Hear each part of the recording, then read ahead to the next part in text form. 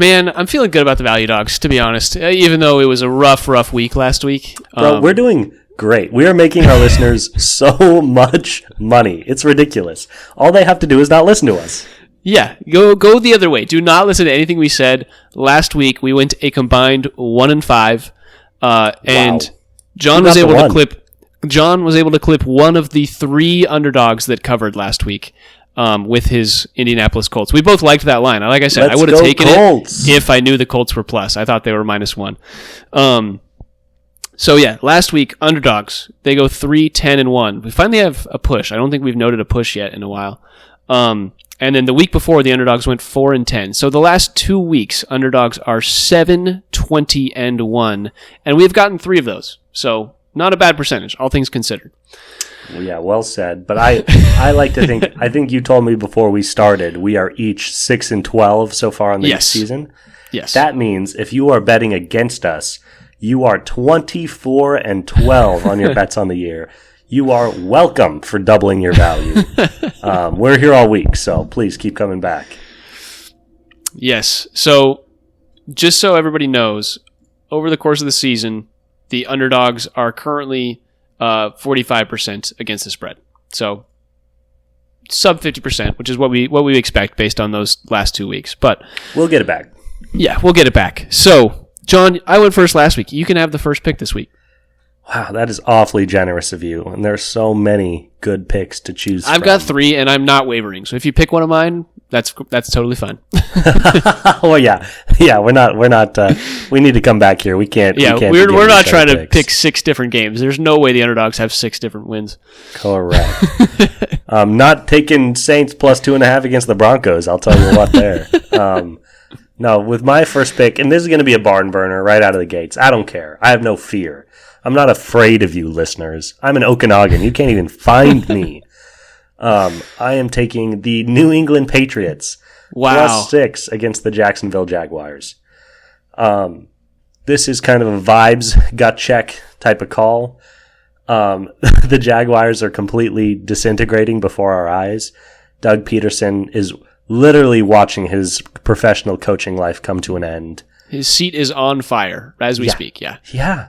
I don't know how he's still sitting down, man. It looks very toasty. And the Patriots have a really solid defense, and Drake May looked good in their first week. He looked good last week. Yeah, his first real game of playing, he threw 3 touchdowns. He made some rookie mistakes, but he's moving the ball down the field. I think Jacksonville is anticipating this to be like their get-right game.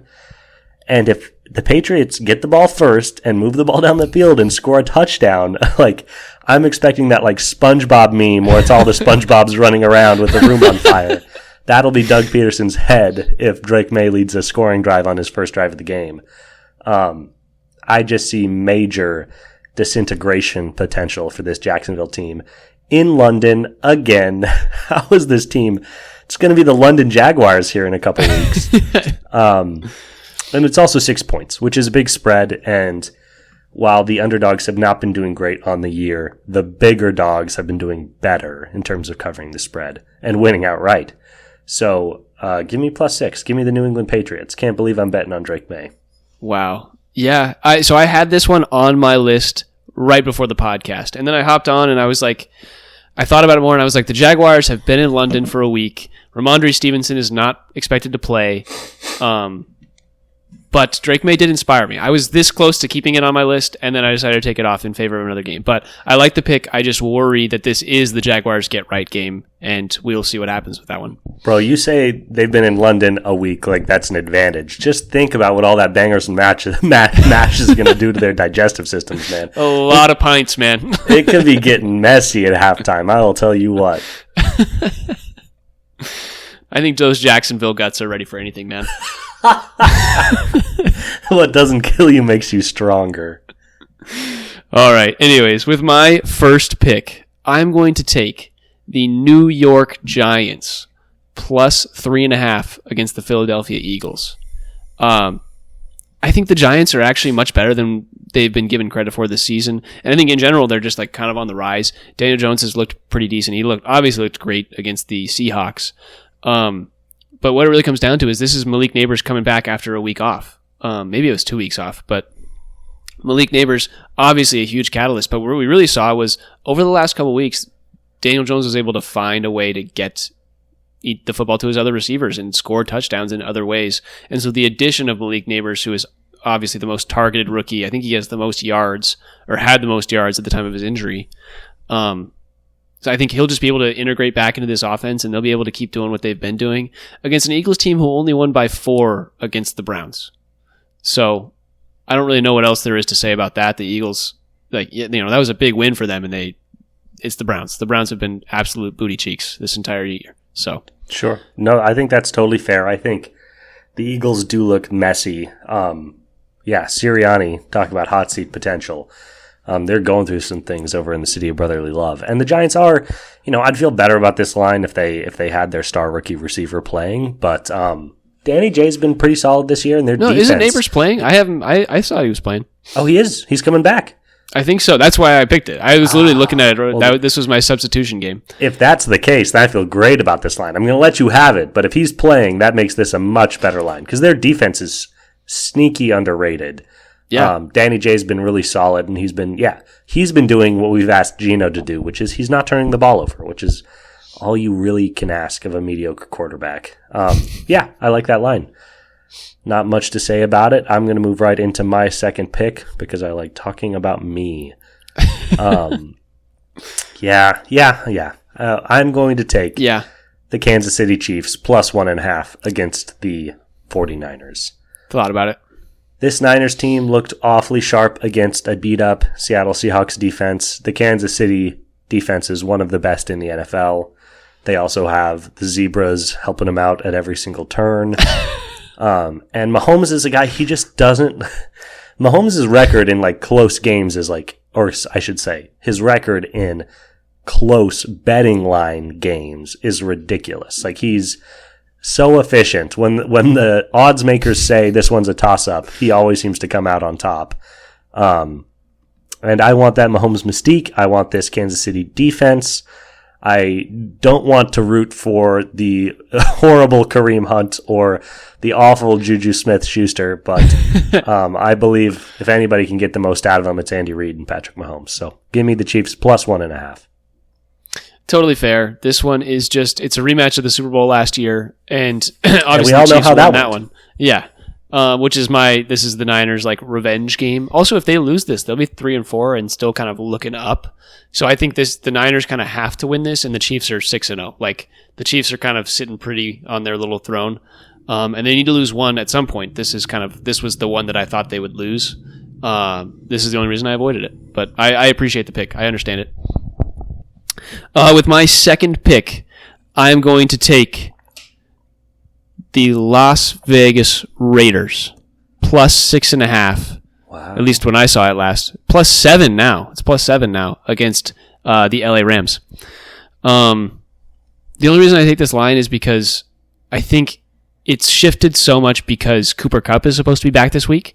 And I think the addition of Cooper Kupp is not like a 3 or 4 point swing. I think this line, imagine if Cooper Kupp wasn't there, it would have been maybe even. If you really think about this line, Cooper Kupp being there changed it dramatically. And I just think the Raiders are, they get get their wins, quote unquote. They don't really win that many games, but they get their pressure from Max Crosby infiltrating the offensive line and attacking the quarterback. And I think their offense has to be just good enough. And 7 points is a lot against what is I believe 1-5, 1-4 Rams team. I just think the addition of Cooper Kupp does not make this a 7-point game. That's an interesting call. I respect the call. I respect the high points. 7 points is a lot. I think that's your best argument. I feel a little differently. To be honest with you, I do think Cooper Kupp's worth 3 to 4 points, mostly because I love him dearly, but also because of this Rams team. There's a reason. We literally saw when Puka Nacua goes down, Matt Stafford will target Cooper Kupp 20 times in a game, easily. And that speaks to how talented Cooper is and the connection that they have. It also speaks to the fact that if he's not throwing to Cooper Kupp, he has to throw the ball to the likes of Tutu Atwell. So having a guy like Cooper Kupp on the field does make a huge difference for what this offense can do. This is also a Raiders team that lost their starting quarterback to inequity, or not inequity, to inability in previous weeks, and are now rolling out Aiden O'Connell, and who just lost their best wide receiver so he could go, meet up with Ayahuasca Rogers in New York. I think this Raiders team is in a little bit of disarray. But with all that being said, I think your best argument is a simple one. 7 points is a lot, and you have that in the bag. Yeah, we'll see. I think this game is either going to be like super low scoring, like nobody will be able to move the ball, or it's going to be 31-28, and it's just going to be like nobody can get a stop. And I don't think there's going to be any in between. I think it's going to be pretty even no matter what, which is why 7 points is a nice little addition. Totally. Okay, with my last pick, that's so funny, man. We were locked in. We said we're going to potentially overlap, and we haven't yet. It's coming. Yeah, well, it might be right here. With my last pick here, it's kind of an interesting one. I'm taking the Detroit Lions plus 1.5 against the Minnesota Vikings. It's not mine. I had it, and then I erased it when I was doing my list. That's crazy. See, I found your first draft paper in the waste bin, so I see why we got these mixed up.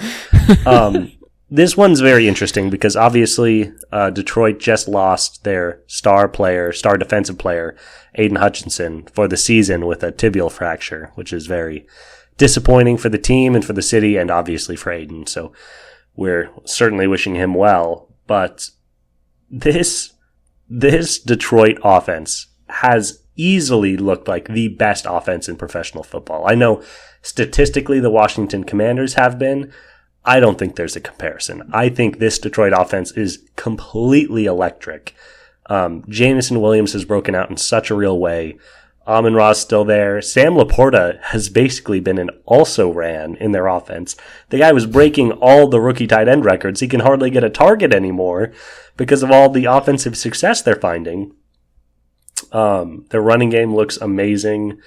David Montgomery and Jahmyr Gibbs both look so solid. Their offensive line looks great. Dan Campbell's calling really fun. I guess really Ben Johnson's calling really fun offensive schemes. I think they have the best offense in professional football. Now, what's interesting about this matchup with the Vikings is the Vikings have a very solid, very good NFL offense. They also have had arguably the best defense in football so far. I don't think they actually are the best defense, but in terms of output, they've been right there. So you'd say, why would you ever pick a team that has a great offense and probably a pretty bad defense against a team with a good offense and a good defense? I just think, especially after these last couple weeks, I believe that Detroit has the ability to just overwhelm the opposing team again and again and again. And I'm going to keep betting on them until I see something else happen. And 1.5 is just not enough to me for a team that looks unstoppable on the offensive side of the ball, in my personal opinion. No, totally fair. The reason I stayed away with it was because it's either the Aiden Hutchinson team revenge game where they're like, we got to win this for Aiden, or it's the, oh snap, we didn't realize how big of a factor Aiden Hutchinson was in on the defensive side of the ball. And if their defense is unable to get stops, the offense can only touch the ball for so long, in which case they can only score so many points. No, that's totally fair. I think the way you describe that's totally fair too. This will either be like, we're doing this for Aiden, or like, holy shit, where's Aiden? Worth noting that he was probably the defensive player of the year front runner, like a 24% pressure rate. He was nuts. Yeah, absolutely insane, the disruption he caused. They will be missing him in a real way. And there's a guy named Justin Jefferson on the other team. So, it may be silly, but I have to see it before I stop taking him. Yeah, totally fair. I just stayed away because of the two potential outcomes. I didn't want the 50-50 chance. All right, with my third and final pick. You're not going to like this pick. I already know you're not going to like it. I am taking the Tampa Bay Buccaneers plus 3.5 against the Baltimore Ravens. Yuck! Maybe I was overthinking this week. Maybe I should have just gone with the teams that are really good plus points. But the reason I'm taking this is because we talked last week about how the Ravens do not have the best passing defense. And the Buccaneers have what has been a very, very good offense. They scored 51 points last week, like I said earlier. They've got Mike Evans. They've got Godwin, who's really had a good season. They've also got Bucky Irvings, who's been a sneaky good running back, like secondary running back. He's kind of taken over the lead role, but Bucky Irving's been really nice out of Oregon. And Baker looks great. And the other side of that is, I think we talked about Vita Vea earlier. Vita Vea is like kind of the ultimate defensive lineman, like just absorb everything guy. Like he allows the Tampa Bay defense, and granted the Tampa Bay defense hasn't been amazing, but that's against like pocket presence and people who don't have great running backs or running backs who can just run. I will be intrigued to see the Derek, like I guess I'm looking at Bijan, who's kind of more of a pass catching running back versus the Derrick Henry, give the ball to him, let him run. Like I think Vita Vea is a good matchup in that regard, which is why, good passing and an interesting defensive matchup there with Derrick Henry, who has been all of the Ravens offense. It's the only reason I'm taking the plus 3.5 points. Wow, there were like 8 different things you said in that segment. Yeah, I was all over the place. Describing Bijan Robinson as a pass-catching running back. That's what I do. I picked him like the last 2 years, and he's just all he does is catch 3 passes, which just gives him an automatic 6 points. Like that's what it is. The state of Texas is on fire right now because of that statement. Calling Vita Vea the ultimate defensive lineman, there's just a lot there. But and I think I was looking at this line very closely too. Yuck was an exaggeration. 1, I like the 3.5 points. You get more than a field goal. I like that. That's part of this exercise. 2, not only did we see previously that the Baltimore defense was, susceptible to the pass. That played out last week. Even in their win against Washington, Washington was able to move the ball very effectively through the air, down the field. Jaden Daniels looked really sharp. So I can only imagine good things coming from this Baker Mayfield-led offensive juggernaut suddenly rearing its head in Tampa Bay with Chris Godwin and Mike Evans. It's worth noting that Mike Evans is questionable, so if he doesn't play, that could be a big difference maker. But I'll be very sad on my fantasy team. But other than that, But yeah, this Tampa Bay offense looks really good, and I think they are in position to challenge the Baltimore defense. I think the bigger thing for me is that if Detroit has looked like they have the best offense in football, in my eyes, I think Baltimore might be number 2. I think you're really underestimating how good Lamar has looked this year, how evasive in the pocket. I feel bad for some of these defensive linemen trying to tackle him. He can just make them look really, really silly. Not even attacking downfield with his legs the way he used to, but just surviving in the pocket for a couple extra seconds to find Mark Andrews or Isaiah Likely or Zay Flowers downfield. That game against Washington, obviously Derrick Henry scored 2 touchdowns, but it was the Zay Flowers game. He had like 13 touches on the football between designed run and pass plays for like 150 yards. He was all over the place for them. So I think I've watched a lot of Baltimore this year because I've had a lot of money on Baltimore at various points, and their offense, man, is like so powerful. They have such a good line. It's just impossible to get Lamar Jackson on the ground.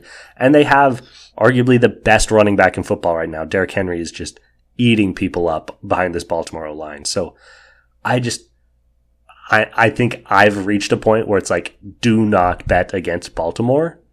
So, and that would be the reason to say yuck to this. But Tampa Bay, their offense is designed to attack this Baltimore defense, and they're getting 3.5 points, which is a good bet by definition. Yeah, I think you kind of laid it all out much better than I did, because I was just every single time that I made a point, I was like, oh, and this other thing that I had thought about 3 days ago, and I was like, I just had to remember it all. But yeah, all good points, all heard. The line just excited me because I think this is going to be one of those games that the Ravens may get out to a big lead, but the Buccaneers are built to like come back against any sort of lead because they can score on a whim anytime. That's just how they're built. So I'm excited. That's going to be a fun game. I'm excited for that game. Yeah. We got to shout out Baker Mayfield. Dude, I love Baker. Can you imagine being a Browns fan right now? We could have had this guy, but instead we got the other guy back in the corner. Yeah. If I could either honestly, this is like real. If I had to like get a finger on my non-dominant hand cut off, not my thumb, but a finger on my non-dominant hand cut off. John's right hand for everybody. Thank you. Or be have to like really dedicatedly and emotionally follow the Cleveland Browns for the next 25 years. I think I'd lose the finger, man. I don't think I want any part of that. The fact that they let Baker walk away and he's now like just throwing bombs in Tampa Bay while Deshaun Watson is eating up more cap than a hungry rhinoceros and is just the worst quarterback and worst person wearing an NFL jersey is just, it's too much, man. God, I remember I was watching like an Instagram reel clip, and it was a guy like interviewing people from London about like the team that they picked, why they picked them, and there was a Browns fan, and the guy was like, "What are you doing?" And he was just like, "I just like misery." And it was just like that is the epitome of what it is to be a Browns fan. They had 1 or 2 years of success, and now it's all over again. My brother sent me a meme, which is like borderline offensive, but it cracked me up. It was like a guy in Syria. It was like written in Syrian and like Google translated, but a guy in Syria being like, "I live in Syria. Right now, Syria is a really horrible place to live.